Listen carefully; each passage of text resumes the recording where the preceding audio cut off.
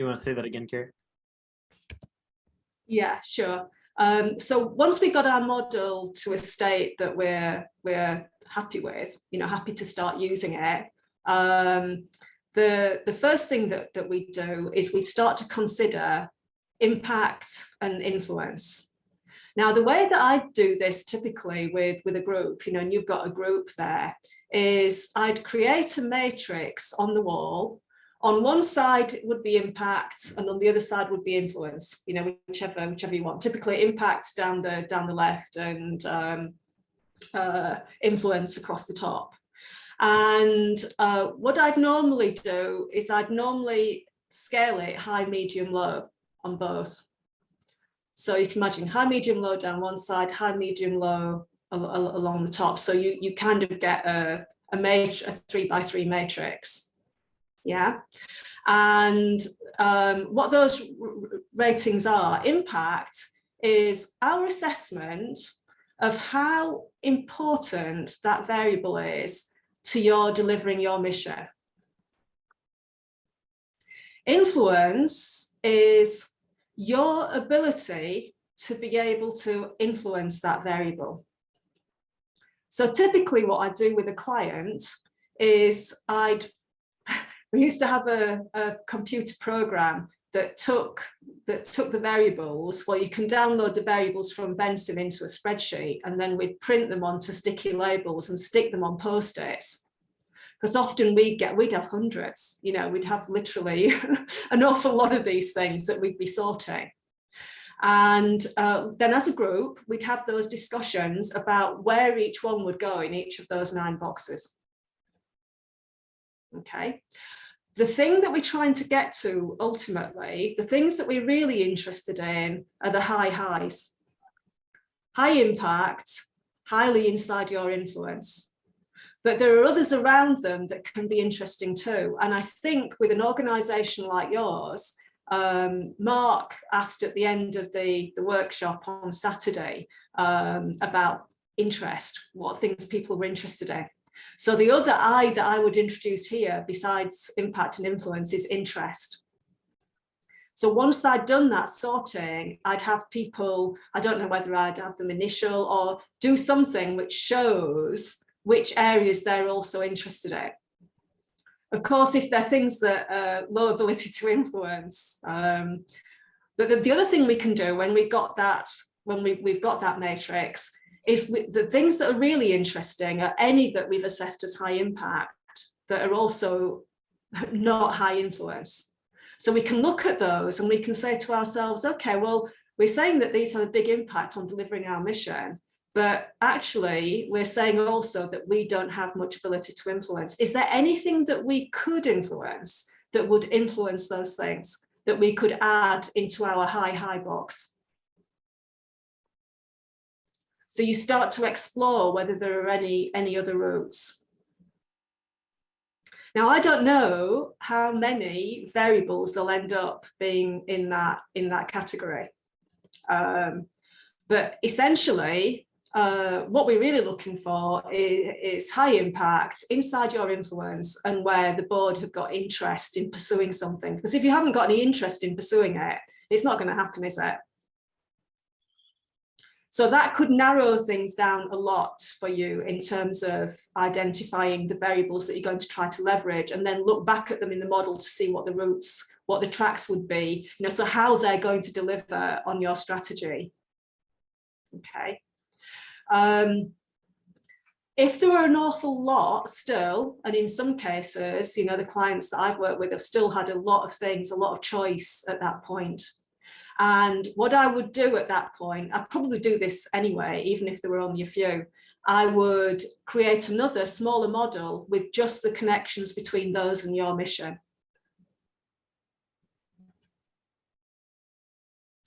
When you do that, when you have that, you can reorder that diagram, that spaghetti diagram, if you want to call it that, into a driver tree. And the obvious ones, if you've got an awful lot to go for, are the ones that are the roots, the ones at the very end of the tree that have the most leverage through it.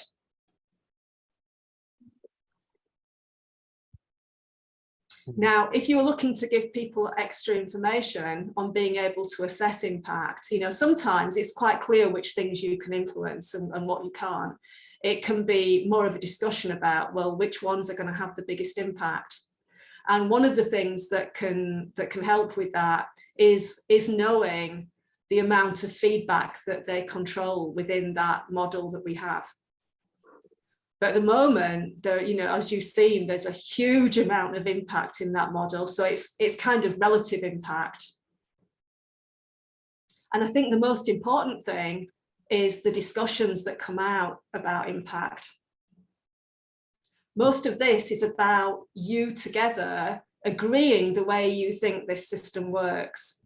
And it's when we start going out, putting in some interventions, getting a response back from the system, that we start to learn whether it really does work in that way or not. The other thing to consider as we do this is to say, of those ones that we've decided to start to leverage, we've decided to start to do something about, how risky are those things? How much risk is involved in doing this? So we'd need to assess the risk on those at that point. If they were really risky, I'd spend more time modeling and looking at it in detail. What are examples of like risk points? Well, it would be something that could have a positive impact on the thing that you're looking at, but might cause some longer term issues that you're unsure about. Just sorry? It's our view of potential unintended consequences or possible consequences by exactly. Yeah, exactly. What I'm trying to do here is give you a structured process that is really clear and involves as little having to go to build really complex calibrated models as possible, as a first step, because that's a big step to take. And I think there's a lot that we can do. The other thing that we've not talked about is you're already doing things. So this would be if you were taking this and you're starting from scratch. I think we also need to identify those things that you're already doing and which variables they're already impacting. Yeah. So that, when we're designing a strategy, because it's not just having a single thing that you're doing. Typically, you'll be pulling on a number of things at the same time. And you want those things to be a coherent whole and not be working anti each other. Yep. Okay. This is very helpful. Yeah, does that all make sense? It does. There's two parts that, and this went to the one of the points I made in the email that I think that you could somehow help us with on the impact side, and that is like just being able to see what variables sit on a lot of feedback, like and I thought it was interesting. It didn't look like Vensim would just show you straight up like one view of like descending order of most feedback to lowest. It's like it looked like you had to click on each one to look at them, which I thought was kind of strange. But so I mean, I could do that, right, if I just Vensim file, but maybe you've already had a look at that. So that's one, is like what variables sit in a lot of feedback. The other one is like just in your experience of doing this kind of change work, like what Marc pointed out, the whole thing about people of influence, like that's not something we were thinking about. But once Marc said it, it's like, oh yeah, duh, I can see how that fits A, B, C, D.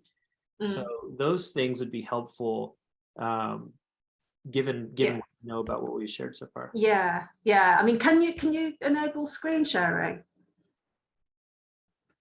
Absolutely.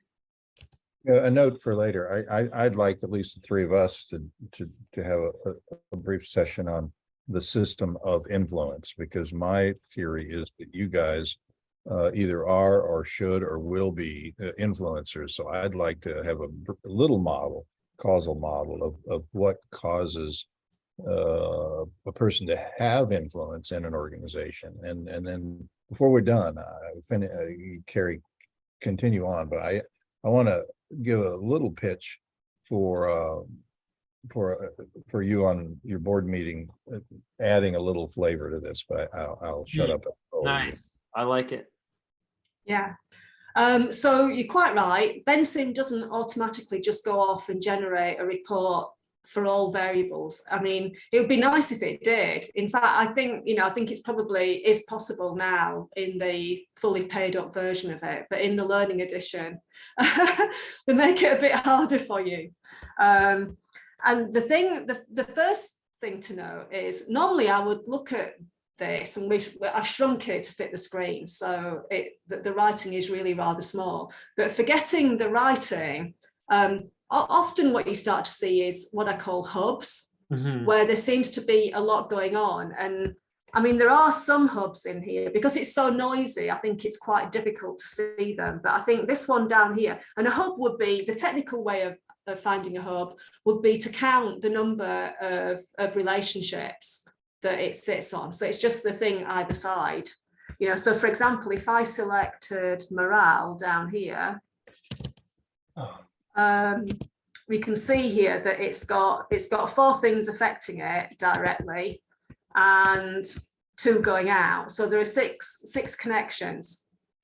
I know what I wanted to say, Kerry. I hope shortly you repeat what you told me about the guy, one of your clients, that said, well, yeah, I'm not doing that, I'm not doing that, I'm doing this, because that's germane to him wanting a piece of software that tells him where the most value is, versus somebody who knows the community and saying we're not following the model as it, because there's a lot of information not on there about that. The story I'm talking about? I'm not remembering. So yeah, I know you've told it to me 4 or 5 times. The guy, one of your clients, you showed him the things. You said, yeah, these are the things you should be doing. He said, no, I'm going to do these. Oh, yeah.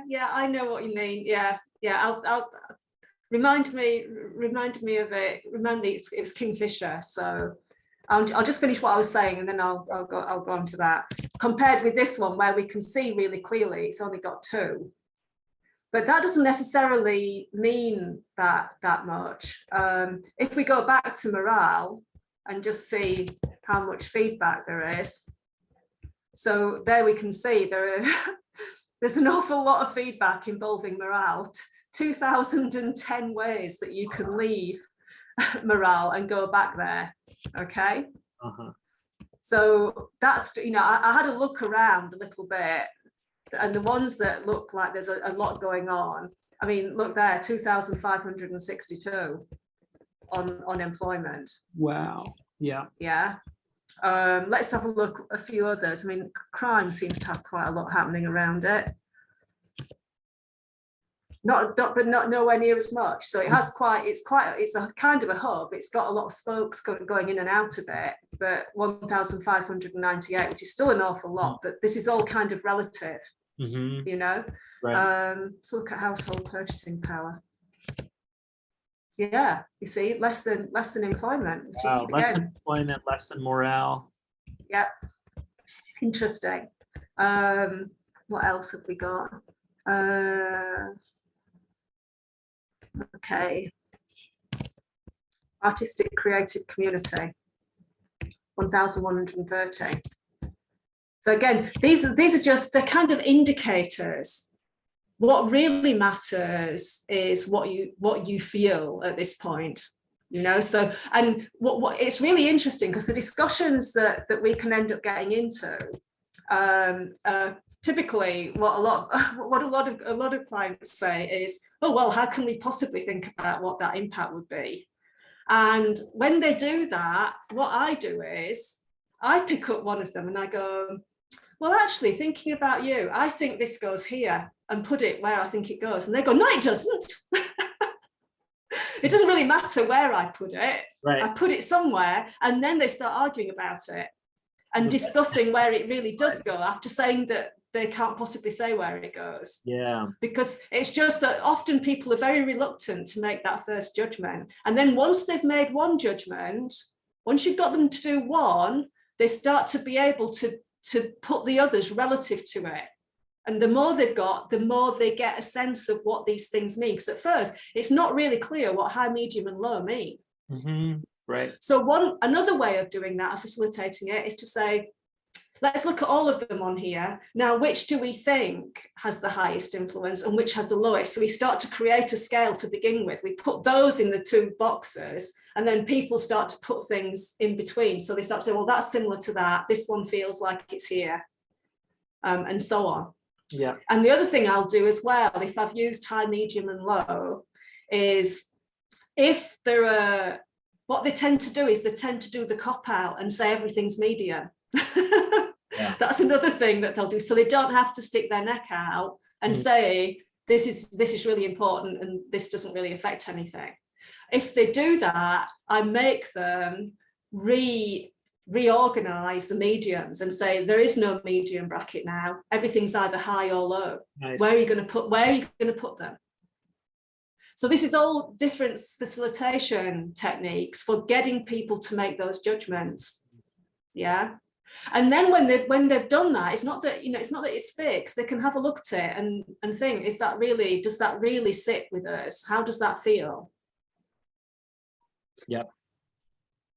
So, it's a matter of having people pooling their thinking and sort of organizing their brains really around it. And if they've never done anything like this before, it's normally quite tough. I don't know about your group. I think your group they're quite prepared to say what they think and to state what they think has the most impact. So it might not be an issue for you. Yeah, I think so. Can I have the screen share for just a second? Because, again, I am the way I am at this hour. But here are the two pitches that I want to. Where the hell is it over here? Are you seeing my cursor move? No. Yeah, I'm seeing your cursor moving. You've got models for seeing systems and balancing them. Yeah, here's the things I was thinking might, you could think about and decide if they're, because the way I'm going to describe it would be very easy. The thing that I find, one of the models I use most regularly is these two on the end. Okay, I just want to point out this is what's happening.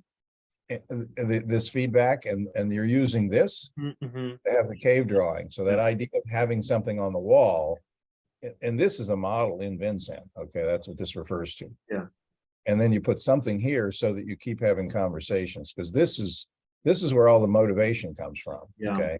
Yeah. So anyway, you're doing that. I'm just recognizing that. Yep. For you. And then what I'm interested in, two things. This came from reading Christopher Alexander's stuff at the University of Oregon. He had to help them understand that they shouldn't invest all of their money in the big projects, because many of the small projects were important, but they were always getting left out of the budget because the money was all spent on the $1 billion projects, not the the $100,000 or even the $500 projects. So just think about, as you're creating strategies and deciding what to do, make sure that you see a balance of people getting to do small little things and bigger, and then also it's, I don't know where your group will be, where they'll end up being a bias. They want to do things that have a long-term impact versus short-term, or vice versa. So just make it explicit somehow on the board, on the drawing, about size and duration, so that they're balancing, not that they're doing one or the other. And then the last thing I wanted to add is that this is a favorite model of mine. And what I can imagine you doing, probably not at this board meeting, but soon enough, is you end up getting little stickies of some color, and you make this model be the color to match your stickies, so that people start, a year from now, no one would want to see anything up there that didn't have all four colors.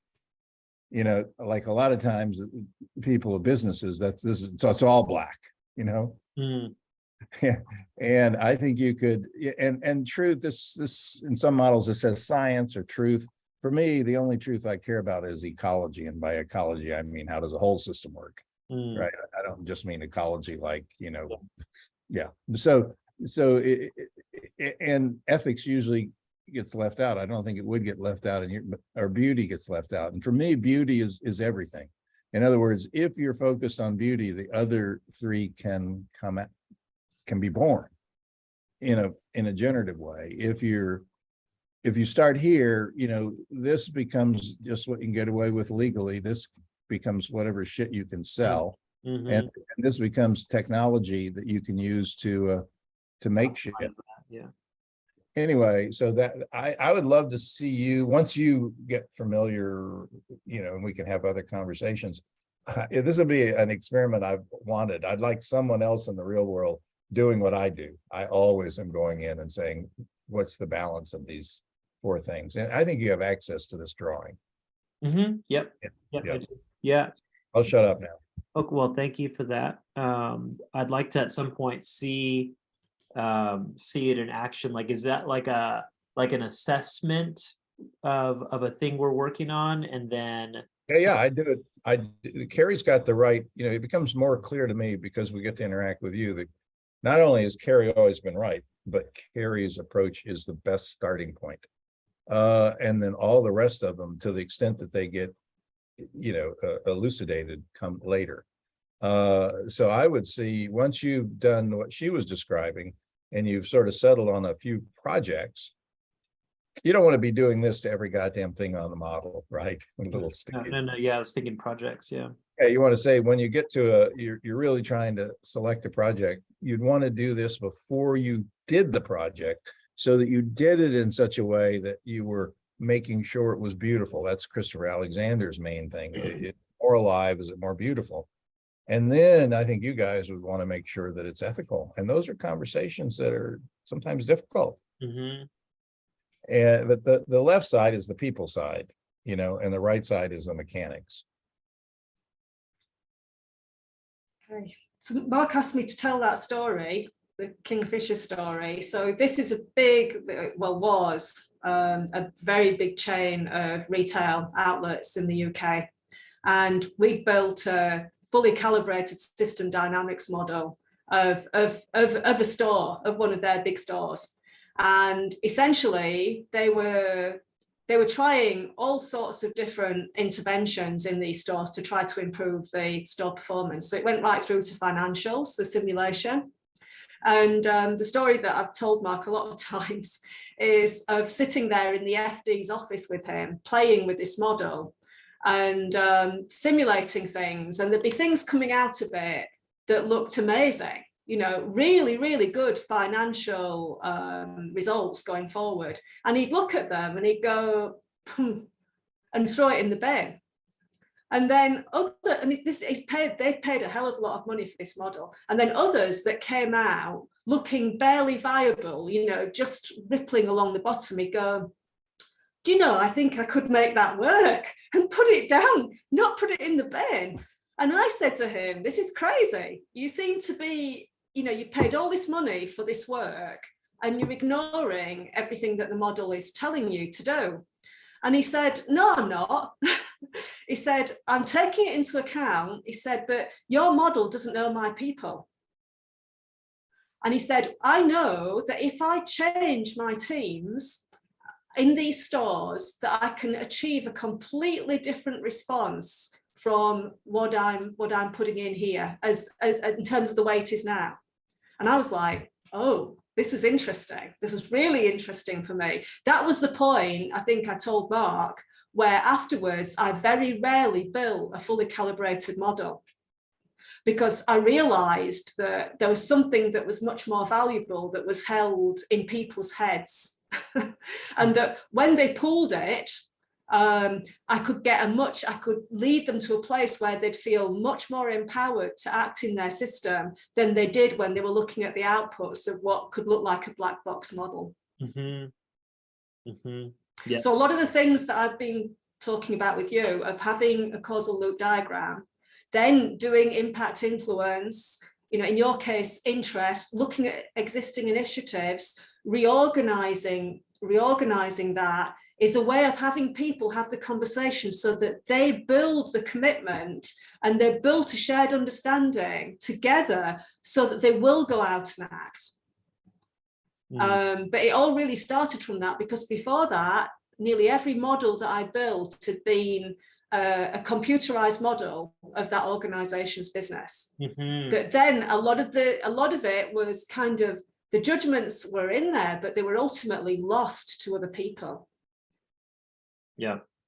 Yeah. And the whole thing about building trust and building an agreement on doing something together, when it's a team of people, a small team like you have of people that are going to act together, I think that's absolutely crucial. Yeah, that's helpful. I think part of what I'm hearing through this is like the model isn't what the isn't the It's not model. the territory. Yeah, well, Not yeah, but also it's not what's making the decisions, right? But it's allowing us to have way better considerations about what those are, what those decisions are. It's engaging you in the right conversations, and it becomes a mainstay. We started off today by talking about how we can have it on the wall, and as we then go out and try things, we learn about it and we update our model. Mm-hmm. So it's constantly a work in progress. Well, and I think even we're going to need to find a way to articulate as part of what our strategy is, because that's a different way of going than saying, here's what our confirmed KPIs and outcomes are for the next however long period of time, versus this is you hear Snowden talk about the vector-based theory of change. It's like moving towards a direction of something and knowing that it's purposefully like by design experimental, and that's a different that in itself is part of what the strategy would be, is the process that we're using to approach this, right? So how to bring that into the mix, I think is yet to be seen, but it's top of mind for me right now, because I can, we all know how these things go wrong, is when we over solidify, when we try to complicate the complex, basically. Yeah. There is one other assessment that I'm always interested in it, because you touched on KPIs, and it'd be very interesting to know your assessment of the current status in your community of each of those variables. Where are they now? I don't mean on a numbers basis, but on a red, amber, green. Yeah. True. Yeah, when we haven't done any kind of assessment like that. Would you say that would come before or after the matrix? It might help inform the matrix. And it's easier to do. Yeah. More of a campfire conversation. So you should have as many campfire conversations as you have before you go out and start building, a spear or whatever. Yeah. So it's probably status. Well, in order, it's probably finish off what we've got. There are some bits that we know are not quite. And obviously, when we start to do that, probably people have had some time to think. They might want to play a little bit with what's already there. Mm-hmm. Okay. So that refining and validating what we've got, and then doing a status, then doing impact, influence, interest. And from that, taking and creating a really small model, and that small model can be the story of your strategy. Right. Yep. And you're talking about KPIs, can be the KPI set too.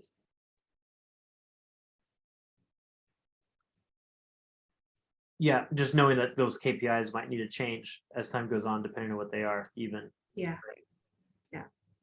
I didn't think about that piece of creating a smaller model based on what we are agreeing is the area of focus. That's really helpful. So the next question then is, well, how do we get that work done? What's the best way of doing that, given the people that we have and your timeframes? Yeah, I think the more async that the right things to async is going to be part of the mix here. So like, for instance, the color coding, be interesting if I could find a way to see that done async, just then we can look at what everyone said and then have discussions about what's the same and what's different. Some of that prioritization I think would be good to do in a group though. I've done that. I'm really interested in what Kerry has to say, because my current bias, and it is only that, is that the more, sometimes faster is not better. Sometimes the dynamic in the group is what you're really looking for, because what I'm imagining you want in the end is to have these people forming groups of 5 to oversee programs and projects. And once they do that, then you end up having them be able to spawn off another 4 out of that group, because those create groups of 5 or 4. So, you know, in a year or 2, you should be able to have most everything being done that you want done in the community. But why am I saying it the way I'm saying it? The energy to do that will come from personal interactions, not from logic. Because it will be them having experienced with your tutelage how far they can get together as a group. And that does not come from using an Excel spreadsheet at home and bringing it back to a meeting. So it's not either or, don't get me wrong, I've done both. But I think in civil society, it's going to be the impact of the meetings. People remember that meeting from whenever that was for a long time. They wouldn't really remember that they The content did a weighted selection matrix, you know, one evening in their house and sent an email that to you. Yeah, point taken. The trick is just to get really organized in your meeting so that you don't waste time getting that kind of stuff done. But you really want them to be able to comment on it. You want to watch their faces. You want to see, Jesus, is this landing the way I thought it did? Because a lot of times they just don't see it the way you see it.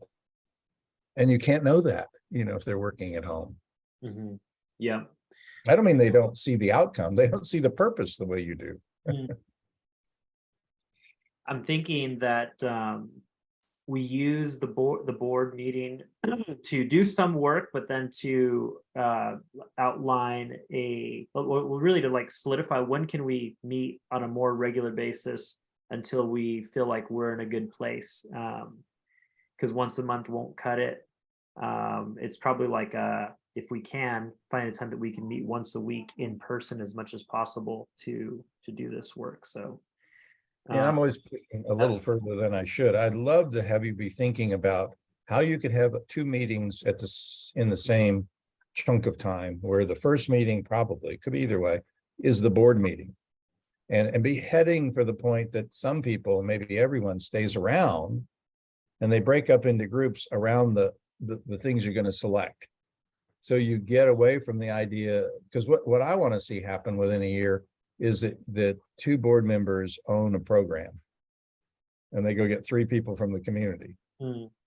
And then a year after that, and it just grows so that you know, that your board extends out. It's still touching, right? You still have a board member on a lot of the meetings in the community, so you know what's going on, but you're not having to, you know, you're not the puppet master.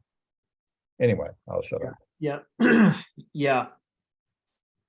And I think also, like, we're hoping that and this is a factor we haven't completely brought into the mix just yet, but part of us doing this is so that we have a good foundation and basis for bringing other people onto the board as well, right? So I'm thinking some of these things we might feel like, oh, we don't have the influence, or we don't have the interest, but it's a high impact.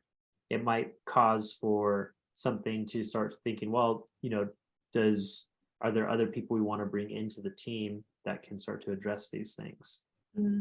Yeah, I want to keep, I couldn't agree more, but I would also be thinking, you start figuring out how you could get it so your board members create dyadic relationships with other people in the community, because a lot of people don't have the time or the interest to be on a board because they've been around. They know there's a lot of grunt work involved, a lot of meetings they don't want to go to.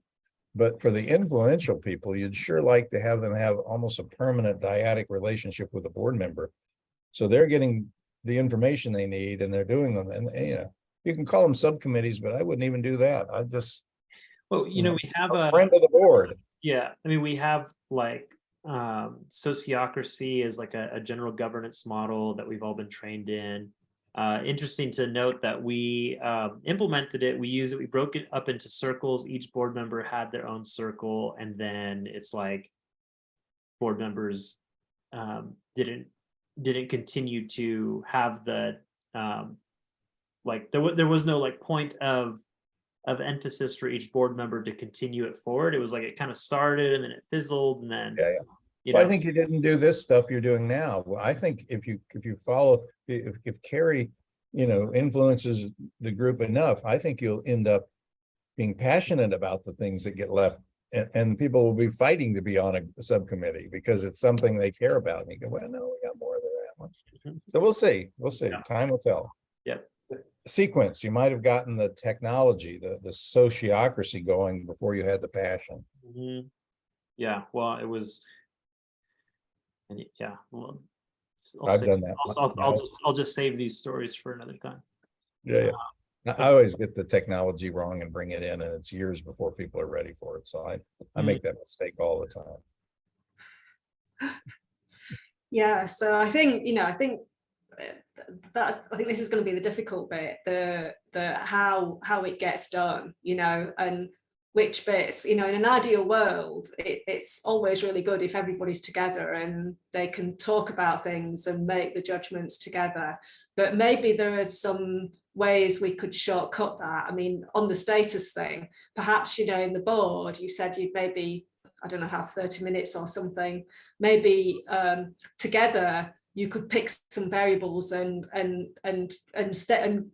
work out the status of them together. So together you've had an idea of how that works, and then share out the rest of them so that people haven't got to make judgments about everything. They can just go and do a little bit, because, you know, between the five of you, you know, that would only be eight variables to have to look at, 8 or 9.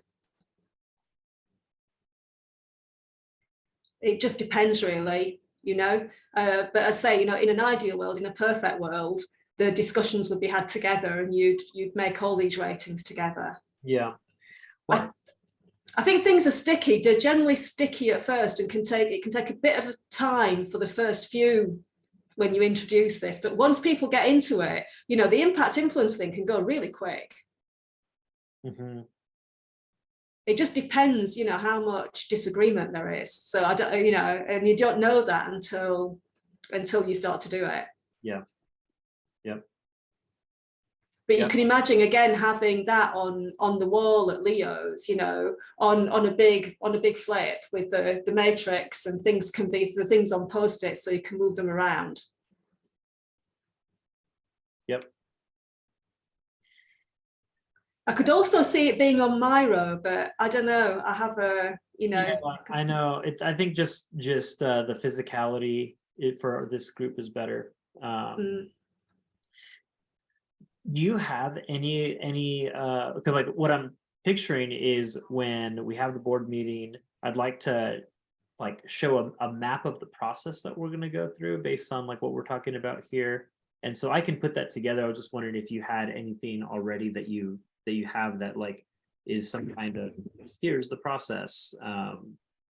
Yeah, I used to have something like that. I can't, but I don't know. It's an old slide, and I'd rather not use it, really. Okay. Yeah. I'd rather something new be created, I think. Yeah, so I can do that, and I think part of the board meeting is okay, introduce like where we go from here to get to the point of saying, yeah, we feel good about what we're doing strategically. Overview the process, do some of the work of the rating, you know, the status check of these things, and then have a time set up within a week from when we're meeting to, and then maybe just have a recurring time set until we're done to work on it. And then I think that should cover it. It's almost like, I think, it'd be great, wouldn't it, if we could get status done this week and have the model, the bits that are missing addressed, and then have that meeting that's then given that you're there to do the matrix.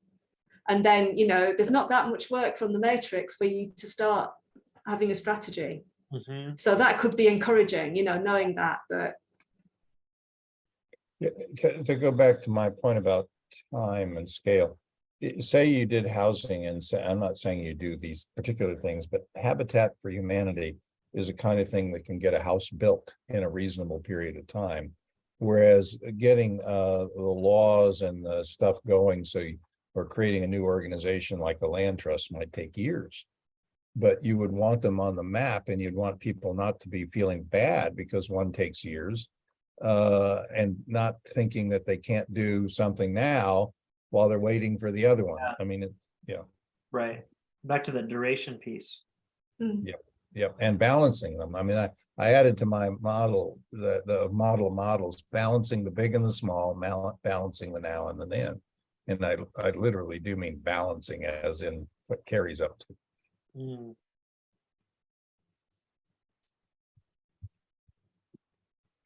This is so exciting. Yeah, this is fun. We're up to things. I mean, it's almost like on a weekly basis. I feel like, oh, maybe we really might be helping to change the world here. Well, once you get a little bit further, I mean, frankly, your board meeting, I need to ask you, and you probably need to ask them, but I would like permission to use the video of the board meeting to show some other people I know what you guys are doing. Nice. Okay. Yeah, I'll talk to them about that on Thursday, but I'm sure it's going to be fine. Yeah. Yeah, good. Cool. And anything I do, I'll make sure that they can see it as well. Nice. Yeah. Thanks for talking about us. It's pretty sweet. Thanks for being you, so we can talk about it. Yeah. There you go. Well, Chris, I'll send you this version of the model where, I've tidied up the lines a little bit. And if you need anything else from me, I mean, I don't know I don't know what time your meeting is, and if you might want either of us to show up for the section that's on this. Oh, nice. I mean, if you're willing, it's I don't know what time zone implications are, but our meeting is at 7 p.m. Arizona time, so that's 6 Pacific, and who knows what time for you, Kerry, on Thursday. On Thursday? Yeah, I can come if you want. I mean, that's crazy time for Kerry. That's yeah, But nice. you need to decide. I think I wasn't too unhappy with my behavior in the last meeting. Neither was I. Yeah, so I think, the main thing is, I mean, Kerry and I are working out. She's a person people can listen to for a long time, and I'm not that kind of person. So I think that if I do show up, it'll be just to do what I did before, is occasionally interject. Well, it's her accent, Kerry. It's Marc. It's Kerry's accent. That's why people like listening to her. That's part of it. Well, do you know, Chris? It's interesting because afterwards, Mark and I had a discussion. John Ward is English, isn't he? Oh yeah. I know, and I said this. We had a discussion, and Mark was saying, "No, I think he's from New Zealand or somewhere." But well, I said, no, I was just speculating. English. I didn't know anyone had an accent, actually. But what I was wondering about was, presumably he lives in Superior.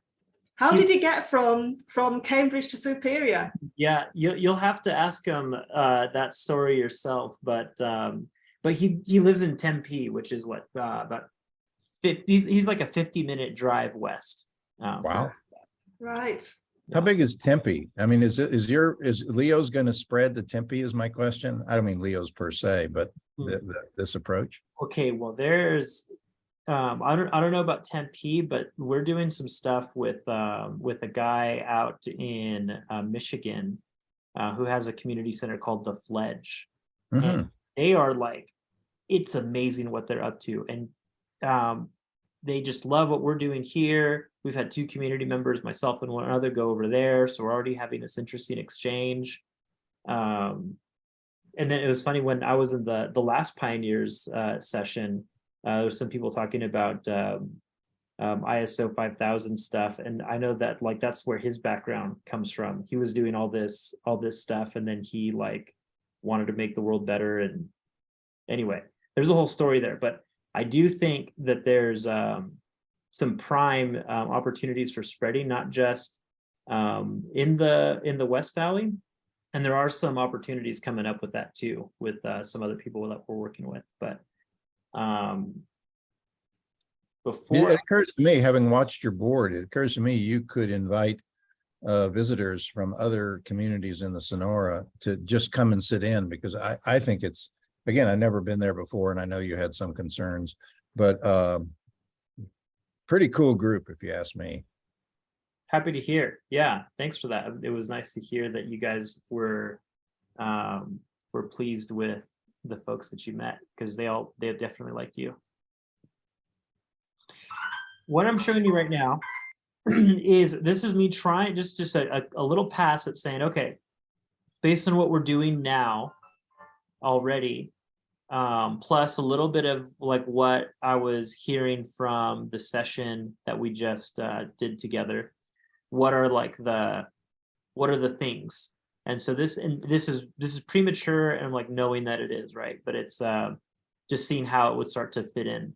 So there's like incubate and spin-off projects, growing human and natural capital, mainly through education and our natural capital initiative, and encouraging coordination and collaboration.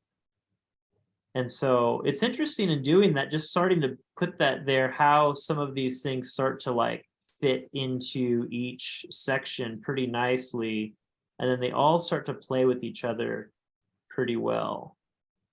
There's a lot of interest I've heard in like the self-sufficiency education, for good reason, and then some stuff in innovation and entrepreneurship, and then on the encouraging coordination and collaboration, this is like mapping superior would be like the work that we're doing here with the causal loop diagram, and then other mapping methods that we have.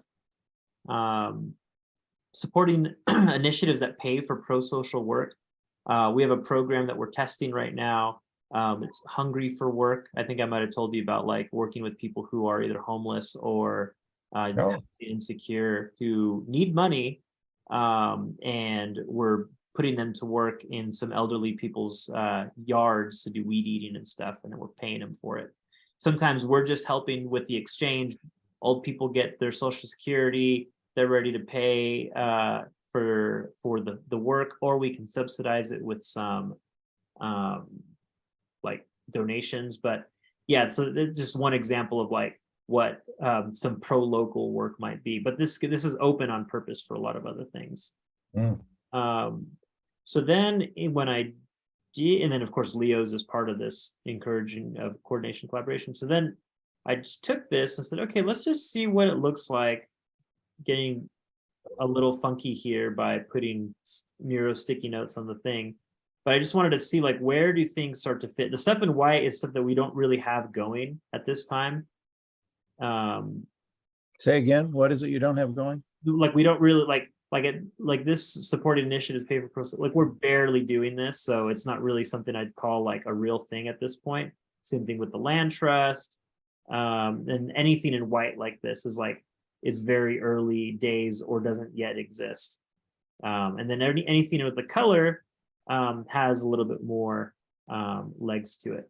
But I just thought it was interesting just taking that approach to see like, where does stuff start to fit in the mix, and where is it lost entirely? Like I found like, and all the stuff that we have, we don't have any clear ways of getting into like family dynamics, which Mike is interested. I mean, there's some indirect ways I can see family movie nights and other things, but yeah, I haven't drawn any real conclusions with this yet. I was just wondering if you had any thoughts in looking at either this here or this here.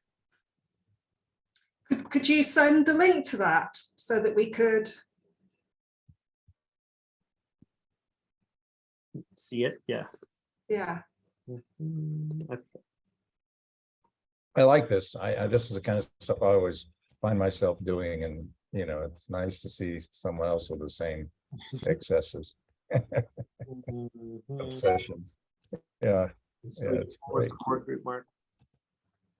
Yeah, I think I'd be love to the idea that let's see if I can just say this. When I was listening to you, growing up on 806 South Avenue H in Crowley, Louisiana, it would be a normal thing for poor people we called hobos back then, to come and knock on my mother's door, and she would pay them or give them food for cleaning up the yard or whatever she had to do. And this went on all the time, everywhere. It wasn't just our door.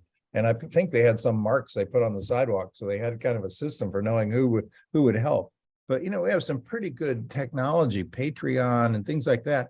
I'd love to see experiments done to adapt so that people in the community can, if they get to know these people, they go, yeah, I want to support him or her. Again, it requires the person willing to be public. And often in our culture, they're embarrassed, But anyway, I kind of like that one you brought up. I'd like to see how a community can care for, the underserved, underprivileged. Yeah. And your point, Mark, about like some people giving them food, it's like that would fit in really well. I mean, I just think about Mike, not Mushroom Mike, but Dirt Bike Mike, different Mike, who is one of these guys that we've been doing this experiment with, and we're very explicit. Like we explain, like, this is what we think can happen. And then same thing with Leanne, the elderly woman. This is what we are trying to do. Do you want to get involved? Yes. But last time that he did it, he's like, I gave him the money. He goes, all right, now I can go eat. And it didn't even cross my mind that, like, oh, maybe Leanne's making food anyway, because if so, then that could just be a way to get out of the money side, but still have the exchange happen. And more importantly, create relationships, meaningful. So now she isn't just giving food; she's giving food to a person, a real person. Yes, in particular, yeah. So it'll be a month or two before we know whether or not we can get our hands on whatever the new version of plates is. But yeah, the guy I was telling you about in England or France that has the software for matching eaters with with cookers. Yeah, I thought that's what you were talking about. Yeah, no, but that's but I'm interested in that one too. Yeah, there's another thing that I heard about. This must have been maybe a couple of years ago. I was talking to a lady I met at the sports centre in the local town, and she was telling me that she'd started an initiative where she literally she wanted to get fit herself, but she didn't want to be going out walking on her own. And she started a walking club of people that walk together. So they're all getting healthy by walking together, but they're also walking together, so they're talking together. So it was really good, for their mental health as well. But as they were going, they were picking up rubbish. That was a part of it as well. So they were cleaning up where they were going, and where they knew that there were elderly people that lived on their own, they'd call in and knock on their door and ask them how they were. Wow. So, and it was all this. So this was all of it cost nothing, basically. It was just something that happened, and she did it. She said once a week we go out and we do this, and we go on different walks where we know there are going to be different old people in different areas that need a little bit of care. And I thought, wow, isn't that interesting that she just decided to do that, and she said, I've got, I feel really, really good because I hated going walking on my own, and I've met so many new people. And it was a really, really nice story, of something with no, that had just grown from a very small start and involved no money whatsoever. It's just walking. Yeah. Just. I was thinking about your friends in the Northeast. I hope, it sounds like, I hope you keep sharing with them what's going on, particularly the parts that recognize, relocalize and Kerry's work and so forth, because at some point when they're interested, I mean, I want to wait until you feel that they're interested. I'd love to have a conversation with the lead guy there and you and Kerry and I. But there's no hurry. I'd rather do it when they already kind of imagine on their own, something we might do together. Well, I just showed him FedWiki and he was like super pumped about it. So that was a good start. And also, like, as we've talked before, he's been interested in doing so look, we've been helping him with some mapping exercises to start to help him see the system, just to, like, all the stuff that they're even doing. It's just like, do we have this written down anywhere? No. Okay, let's work on that.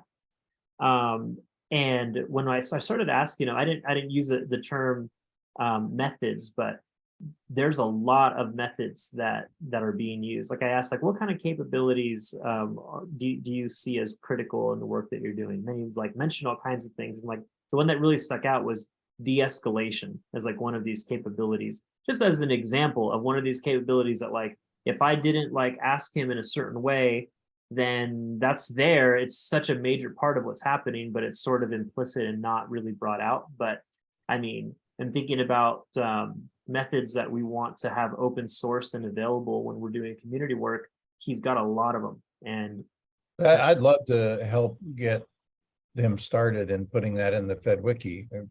Whether he uses the temple, the relocalize, framework or not, that doesn't matter very much to me, as long as he allows me to put it in there or you to put it in there.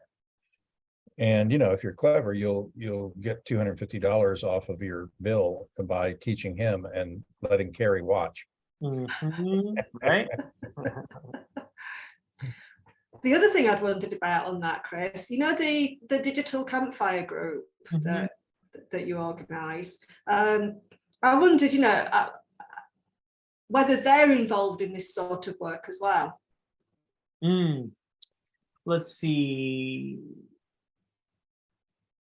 There's a mix, but some are more on the more technologically heavy than on like the place-based activist aspect of it. But what's behind your question? Well, I just wondered again, opportunities to spread. Oh yeah. I think there's someone at the right time to get into the mix more, who was at the campfire. Josh and Maya, they're doing some work around like method categorization, like methods that are used to advance regeneration, and somehow they're involving a blockchain registry and all these, I don't know, there's all kinds of like technical things involved with it, but it's a dead end. Yeah, I think it could be. I spent about a year getting pretty deep into that, and then me too, backed away. Yeah, it's encumbered. It doesn't. I'm not saying it won't ever work. In theory, it's a great idea. There are things I like about it, but I'll tell you, the people who have their hands on it are evil, and they externalize a lot of costs that you aren't aware of, the computing costs and so forth. So I think it's going to be quite a while before it settles down and it's a tool you can use. Early adopters are going to take some real bashings. The concern is always let the innovation go for a while and then reappropriate, use against, and blah blah blah. Speaking of like more techie stuff, how did the rest of that Pioneers call go? And thanks, by the way, that was so cool that you helped nudge that along, Mark. So thanks for encouraging some Ward John interaction. That was really sweet. I don't remember exactly when you dropped off, but Eric, was really explicit about how, again, this week, how excited he was to have John there.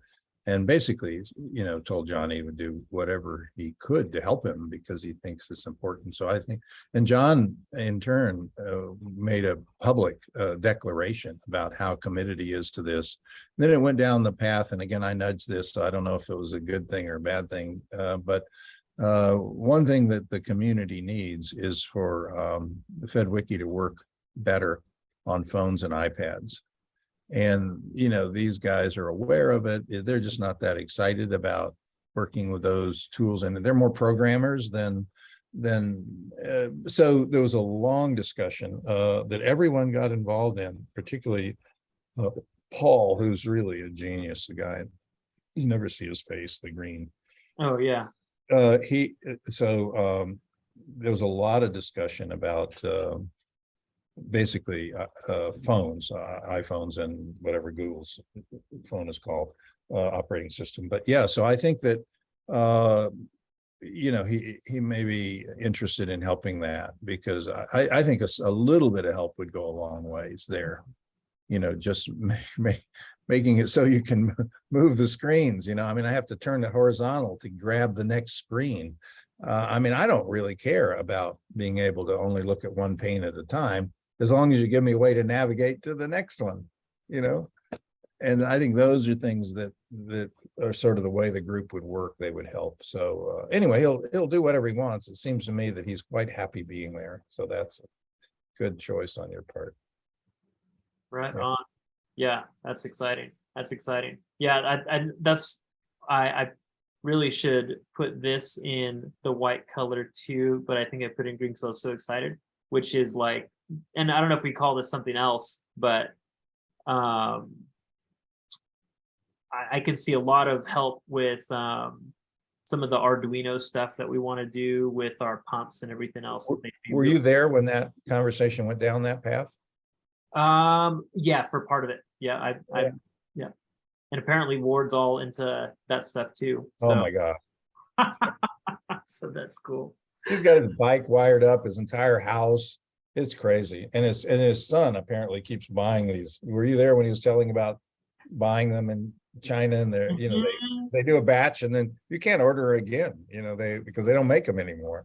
So it's very interesting. I've heard that story a couple of times. But yeah, I'm so glad that he's there. It's enlivening the group because, as I told him, they've been so wonderful to play with me for 3 years because I'm not doing anything.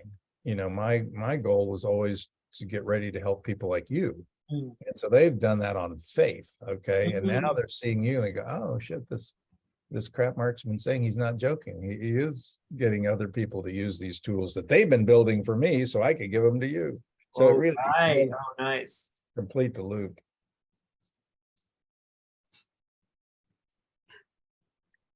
So they're excited, actually. You guys, you showing up and the two of you showing up has made a huge difference, I think, to the group. Nice. That's nice to hear. Yeah, I wasn't sure because obviously it's an established group. So nice to see that they've been excited about and that's a place to bring your questions about how to use the FedWiki. Just like, I don't know how to do this, or why do you do it that way? And that's what the group was really built for, to help people learn how to use it. And then if it doesn't do what they want, to change it, to write code. Yeah, I'm really blown away at like how open everything is. Like I remember when I very first saw FedWiki, I thought, oh man, well, this is good, but they're really going to have to compete with Obsidian, because in the world that I'm in, Obsidian's like what everyone's using. So, and then just think, oh yeah, we can just pull stuff straight from Obsidian. Oh yeah, we can just pull the Miro board stickies and the colors and we can put it into, it's like, wow. So I'm glad I'm showing up to these things, because my imagination is somewhat limited by what I think the affordances are and aren't. So that's been nice. I'll keep coming to those as much as I can. Yeah, I'm not a programmer, but I think what they did 6 or 8 months ago, and again, Eric is usually the guy who goes and does something really fundamentally different, but where they can do scripting right in the page, which probably doesn't look that good to the most of the end users, but it's a state change for programmers, because now it's not hidden out there in GitHub. It's right there on the damn page, and people can go change it, who know what they're doing and can experiment, and everyone can see it. And you don't have to use those pages if you don't want. That's for programmers. Right. But it can still do stuff that's going to help whatever we're doing, which is nice. Yeah. I think work for me is going to be, I'll take a stab at just creating an image that is like a process map of like what we're doing from, and maybe I'll even do a little bit of like what we've done before, just to kind of show how it's all building onto an overall pathway. And then I'll send that to you. And then if you don't mind, if you have the time to just like give me any kind of course corrections on that, or thoughts or reflections if necessary on what I put there, to make sure that it's that we feel good about what we think we're doing. And then I would have what we need to walk into Thursday feeling well equipped. Sounds good. Perfect. Nice.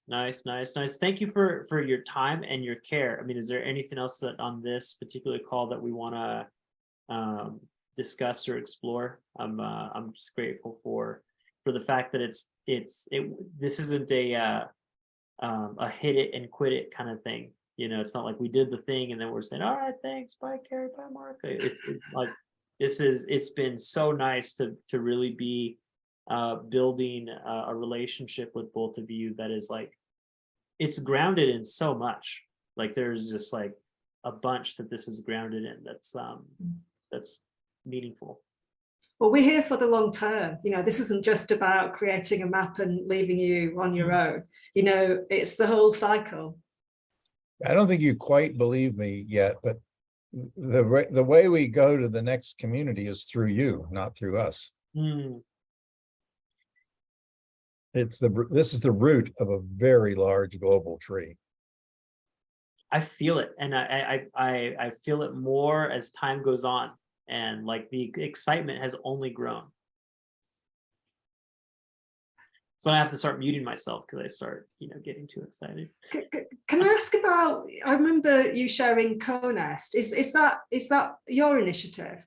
No, and I keep thinking I thought about CoNest like 3 times in this conversation today, because they were just, I shared them a little bit about the causal loop diagram stuff that we started to do, and that was of interest. And then FedWiki, they were talking to each other like, this is exactly what we said we need. Oh my god. Right. Yeah. That's CoNest. I don't know this story. Who's this? CoNest is it's a group that I met when I was participating in some like nonprofit incubator programs. They were one of the groups in there along with our group, and they were one of the most like impressive and put together groups as far as like what they were actually offering and how they were going about it.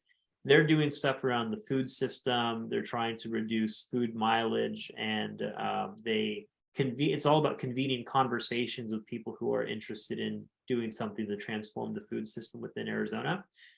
And there's I don't even know the half of what they're all doing, but I tell you what, you see if you can find somebody in there who's willing to see the system, to map the Arizona food system, because that's the kind of thing that I'm interested in. How does it intersect with with your system?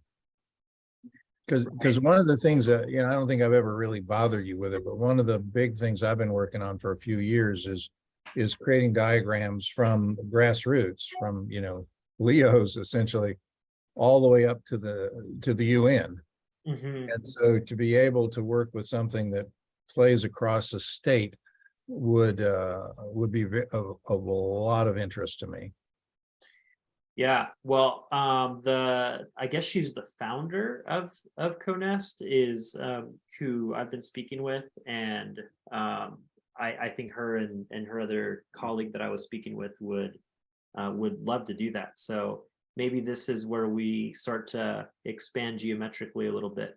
Yeah, again, you can work down your debt. Kerry can work with you, and you do it with them, which would be so interesting. Kerry, you wouldn't believe it, but in a way, she wouldn't agree with us either. But in a way, she is a bit of a control freak. I mean, she did all this with complete control during her business. I mean, no one could screw it up. She wouldn't let them. And I watch her every time she does something off, like what she did in Oregon City, and then what she did with you.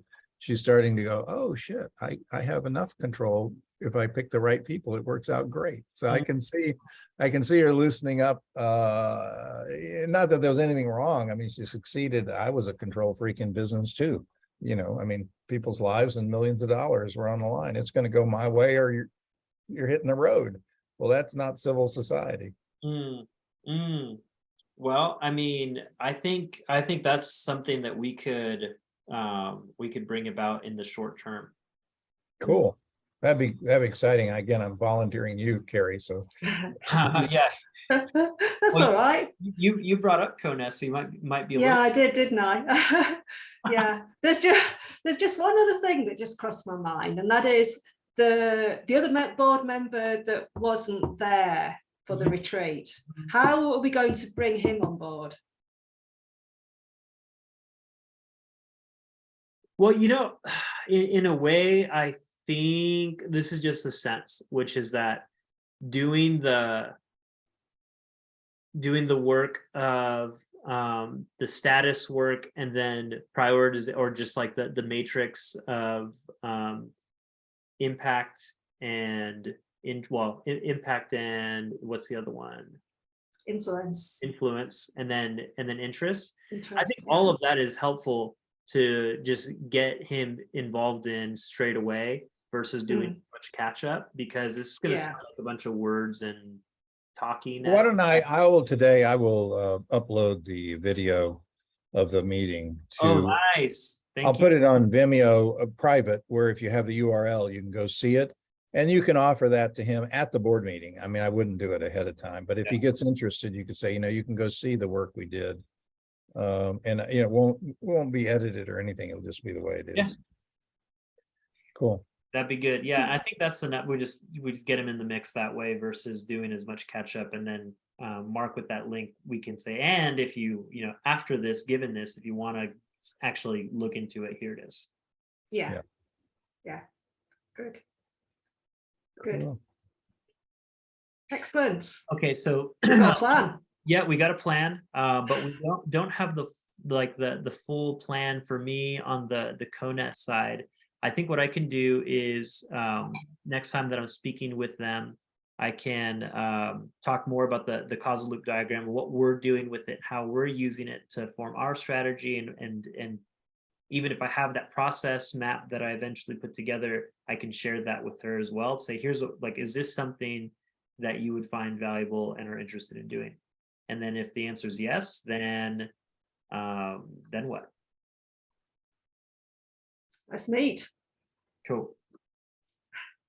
Well, I would say to you again, this is I know it's like a drum beat. I would say to you, what's next? In other words, you're at least as a thought experiment, imagine that you have to do what Kerry did. I'd have to get good at the initial rap, or I could just make up your own. Kerry. Yeah, I could either make up my own, play Kerry's video instead of it being me. Well, you're charming like she is, even though you don't have an accent. So he does have an accent. Yeah, but we all know an American accent is not a charming accent. That is known throughout the world. I don't think that's true. Actually, I found in Europe people really liked it. Yeah, we do. It's different. Got it. Yeah, good. This is all very good. Very, very good. All right. Great. We've got okay, Chris. 9 minutes. Yeah. And I'll send you the latest version of the model, Chris, so you've got it. Thank you. Yep. Okay. Brilliant. You'll see an app for me coming soon. Thank you all. Yeah. Yes. Gracias. See you soon.